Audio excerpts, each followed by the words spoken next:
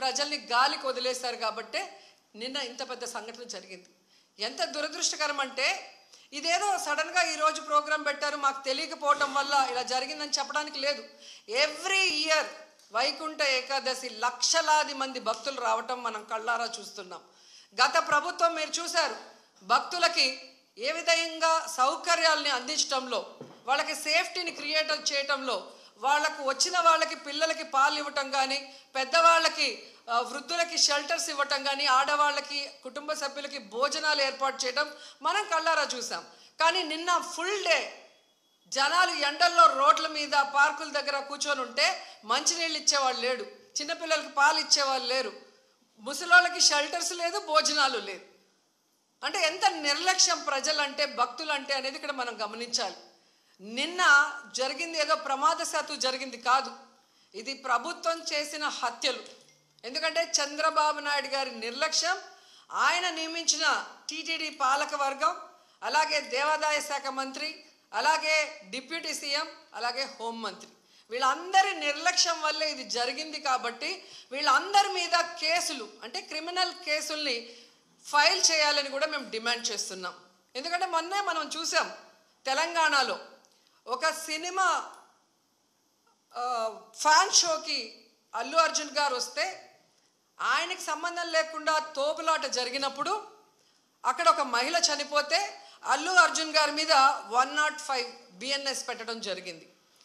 మరి అలాంటప్పుడు ఇక్కడ ప్రతి సంవత్సరం లక్షలాది మంది వస్తారని తెలిసి వాళ్ళకి సేఫ్టీ కల్పించి, వాళ్ళకి అన్ని సౌకర్యాలు అందించి, వాళ్ళకి టికెట్లు ఇవ్వడానికి క్యూలో ఏర్పాట్లు చేయాల్సిన బాధ్యత ఉన్న చంద్రబాబు నాయుడు గారి నుంచి, టీటీడీ చైర్మన్, పాలక మండలి నుంచి కింద స్థాయి ఎస్పీ వరకు మరి అందరూ బాధ్యత వహించాలి కదా.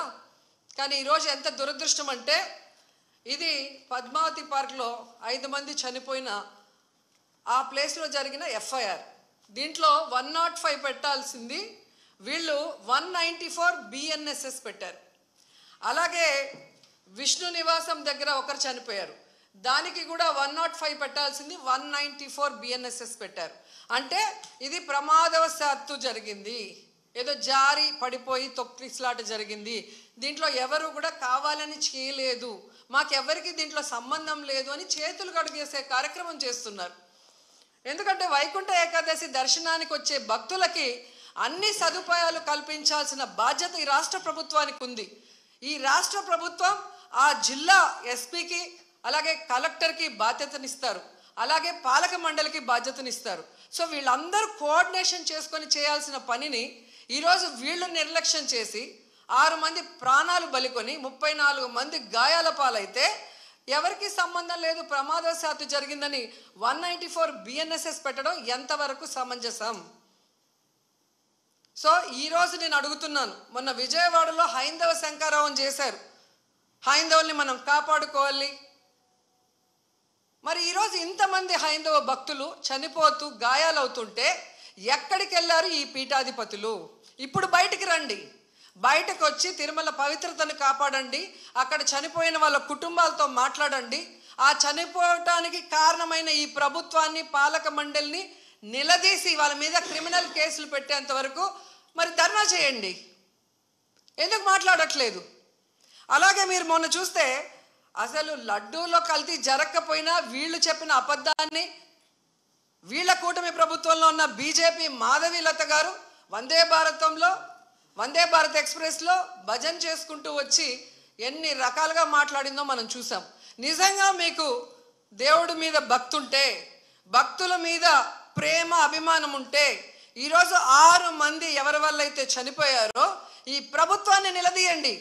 ఈ ప్రభుత్వంలో ఎవరెవరు ఈ చావుకు కారణమయ్యారో వాళ్ళందరి మీద మోడీ గారికి చెప్పి క్రిమినల్ కేసులు పట్టించండి. అంతేగాని ఈరోజు మీరు పూసుకొని మీరు చేస్తే మాత్రం అది కరెక్టు, వేరే వాళ్ళు చేస్తే తప్పు అన్నట్టుగా దొంగ మాటలు చెప్తూ ఎవరి మీద మా దుమ్మెత్తి పోయాలనుకుంటే ప్రజలు అన్నీ గమనిస్తున్నారు. అండ్ ఈరోజు మీరు చూస్తే మోడీ గారికి కూడా మేము విన్నవించుకుంటున్నాం, మీకు భక్తి ఎక్కువ ఉంది కాబట్టి ఈరోజు తిరుమలలో జరిగింది పూర్తిగా చంద్రబాబు నాయుడు గారి ఫెయిల్యూర్. ఆయన నియమించిన అఫీషియల్స్ పాలక మండలి ఫెయిల్యూర్. సో వీరందరి మీద విచారణ జరిపించి దీనికి ఎవరెవరి నిర్లక్ష్యం కారణమో వాళ్ళందరి మీద క్రిమినల్ కేసులు వేసి వీళ్ళందరినీ లోపల పెట్టాలి. ముందు వీళ్ళందరితో రాజీనామా చేయించాలని కూడా డిమాండ్ చేస్తున్నాం.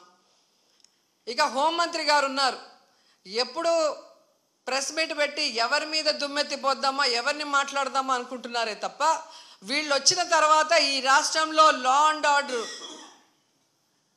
ఎలా దిగజారిపోయింది, మహిళల మీద ఎలా అఘాయిత్యాలు అవుతున్నాయి, ఏ విధంగా మనుషులు చనిపోతున్నారు తోపులాట్లో పోలీసుల నిర్లక్ష్యం వల్ల, వీళ్ళకి కంట్రోల్ లేదనేది స్పష్టంగా అర్థమవుతుంది. సో ఇలాంటి వాళ్ళని హోంమంత్రిగా పెడితే ఇంకెంతమంది ప్రాణాలు తీస్తారో ఒకసారి మీరే ఆలోచించి యాక్షన్ తీసుకుంటే మంచిదని కూడా కోరుకుంటున్నాను. అండ్ మనకొక సనాతన యోధుడు తిరుపతిలో ఆయన డిక్లేర్ చేసుకున్నాడు, నేను సనాతన యోధుణ్ణి, హిందువుల పక్కన నిలబడుతున్నా, హిందువులకు ఏదైనా జరిగితే నేను ఊరుకోను అన్నాం. అదే తిరుపతిలో ఈరోజు 6 మందిని మీ కూటమి ప్రభుత్వం చంపేసింది. దీనికి మీరు ఏం ప్రాయశ్చిత్తం చేస్తారు? చంద్రబాబు నాయుడుతో రాజీనామా చేయిస్తారా? మీరు బాధ్యత తీసుకొని రాజీనామా చేస్తారా? లేదా టీటీడీ చైర్మన్తో రాజీనామా చేయిస్తారా? హోంమంత్రితో రాజీనామా చేయిస్తారా? లేదా అందరూ కలిసి కట్టకట్టుకొని రాజీనామా చేస్తారా? మీ అందరి ఫెయిల్యూరే కదా ఇది. నిజమైన సనాతన యోధుడివైతే ఇప్పుడు రా, వచ్చి మీ ప్రభుత్వంలో ఎవరెవరి నిర్లక్ష్యం వల్ల ఇది జరిగిందో వారందరి మీద క్రిమినల్ కేసులు పెట్టించుకోండి. అంతేగాని ప్రమాదవశాత్తు జరిగిందని 194 BNSS పెట్టేసి చేతులు దులిపేసుకోవాలంటే మాత్రం వదిలే ప్రసక్తే లేదు అని కూడా ఈ సందర్భంగా తెలియజేసుకుంటున్నా. అండ్ చంద్రబాబు నాయుడు ఆయన లెగ్గు మహత్యం ఏంటో కానీ ఆయన ఎప్పుడు అధికారంలోకి వస్తే అప్పుడు ఈ రాష్ట్రంలో మనం ఎన్నో చావులు చూడాల్సి వస్తుంది. గతంలో గోదావరి పుష్కరాలు ఈయన పబ్లిసిటీ పిచ్చి వల్ల ఇలాగే గేట్లు తెరిచి జనాలు తోసుకొని ఒకరి మీద ఒకరు పడి 29 మంది చనిపోయారు. మొన్న ముఖ్యమంత్రి అయిన వెంటనే ఈయన నిర్లక్ష్యం వల్ల, ఈయన వైఫల్యం వల్ల దాదాపుగా విజయవాడ వరదల్లో 60 మందికి పైగా చనిపోయారు. మళ్ళీ ఈరోజు చిత్తూరు జిల్లా కుప్పంలో ఉండగానే 6, 7, 8 ఉండి పోలీసులందరినీ తిప్పుకొని ప్రజల్ని గాలికి వదిలేశారు. మానిటరింగ్ లేదు, ఎన్ని లక్షల మంది వస్తున్నారు, వీళ్ళకి ఏం సదుపాయాలు చేశారు, వీళ్ళకి ఎలా టోకన్స్ ఇస్తున్నారు, ఎక్కడ క్యూ లైన్స్ ఇచ్చారు అనేది ముఖ్యమంత్రి పట్టించుకోడు, చైర్మన్ పట్టించుకోడు, ఎస్పీ, కలెక్టరు, అలాగే ఎండోమెంట్ మినిస్టర్ ఎవరు పట్టించుకోరు. బాగా జరిగితేమో మా గొప్పతనం 30 years ఇండస్ట్రీ 40 years ఇండస్ట్రీ అని గొప్పలు చెప్పుకుంటారు. లేదు అంటే గత ప్రభుత్వ వైఫల్యం లేదా అఫీషియల్స్ వైఫల్యం అని ఎప్పుడు ఎవరో ఒకరి మీద దుమ్మెత్తి తప్పించుకోవాలన్న ప్రయత్నం చేస్తున్నారు. ఇది సీరియస్గా తీసుకోవాల్సిన ఇష్యూ. ఈ చంద్రబాబు నాయుడు గారి వైఫల్యం వల్ల, అసమర్థ వల్లే ఈరోజు ఇంతమంది చనిపోయారు. ఆయన నియమించిన వాళ్ళు ఎవరైతే ఉన్నారో వాళ్ళందరి నిర్లక్ష్యం వల్ల జరిగింది. సో వెంటనే ఈ ఎఫ్ఐఆర్లు మార్చి తప్పు చేసిన వాళ్ళ మీద క్రిమినల్ కేసులు పెట్టాలి. లేకపోతే మేమైతే వైఎస్ఆర్సీపీ తరఫున భక్తులకి అండగా ఉండి ఆ చనిపోయిన కుటుంబాల తరఫున పోరాటం చేస్తాం. వాళ్ళకి కూడా ఎక్స్గ్రేషియా ఒక్కొక్కరికి మరి డబ్బులు 1 కోటి నుంచి 2 కోట్ల దాకా ఇవ్వాల్సిన అవసరం ఉంది.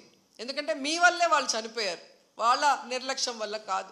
ఎందుకంటే కొన్ని లక్షలాది మంది ప్రజలు ఈరోజు వైకుంఠ ఏకాదశిన దేవదేవుడు వెంకటేశ్వర స్వామిని అందరూ కూడా దర్శించుకుందామని, అతని ఆశీర్వాదం తీసుకుందామని దూర దూర ప్రాంతాల నుంచి మిగతా రాష్ట్రాల నుంచి కూడా ఈరోజు భక్తులు చాలా మంది ఇక్కడికి రావడం జరిగింది. అదే విషయం ఏంటంటే ఇది చాలా దురదృష్టకర సంఘటన. ఎందుకంటే టీటీడీ ఈసారి లక్షలాది మంది ప్రజలు వస్తారన్న సంగతి తెలిసి చాలా ఏర్పాట్లు కూడా చేస్తున్నారు. ఈ టీటీడీ చేసిన ఏర్పాట్లని, ప్రభుత్వం చేసిన ఏర్పాట్లని కూడా నిన్న ఉదయమే చాలా మంది భక్తులు కూడా కొనియాడిన సందర్భాన్ని కూడా ఈ సందర్భంగా గుర్తు చేయాలి. నిజంగా ఒక దురదృష్టం. ఒక ప్రాణాన్ని కాపాడబోయిన సందర్భంలో జరిగిన సంఘటన, అక్కడ తొక్కిసలాట జరిగింది. దురదృష్టవశాత్తు సుమారుగా 5గురు ఒక చోట, 6గురు ఒక చోట కూడా చనిపోవడం, ఒకరు ఒక చోట, 5గురు ఒక చోట, ఒకరు ఒక చోట చనిపోవడం జరిగింది. ఓవరాల్గా 6గురు చనిపోవడం జరిగింది. ఆ 6గురిలోని కూడా ఎక్కువ మంది మన విశాఖపట్నం ప్రజలు వాసులు కూడా ఉండటం నిజంగా చాలా బాధాకరం. ఈ సంఘటన జరిగిన వెంటనే ఇమీడియట్గా గౌరవ చంద్రబాబు నాయుడు గారు ముఖ్యమంత్రి వర్యులకి ఈ విషయం తెలియటం, వెంటనే హుటాహుటిని ఇక్కడ ఉన్న ఎస్పీ గారితో అదేవిధంగా కలెక్టర్ గారితో కూడా ఏం జరిగింది అని చెప్పి ఆరా తీసి ఇమీడియట్గా టీటీడీ ఈవో అధికారులు అందరితో కూడా ఒక మీటింగ్ ఏర్పాటు చేసుకొని ఇమీడియట్గా అక్కడ ఏం